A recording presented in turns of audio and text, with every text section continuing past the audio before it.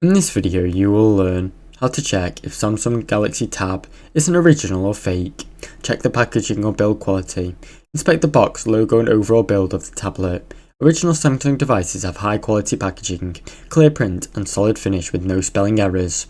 Verify the model number, go to settings, about tablet, model number, then compare it with the official model numbers listed on Samsung's website.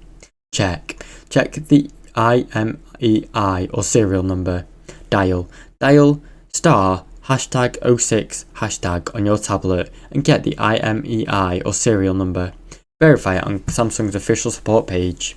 Inspect the software interface. Open the app or settings on the Samsung One UI, then look for the clean and responsiveness. If the interface seems off or slow, or apps are unusual, it may be a clone.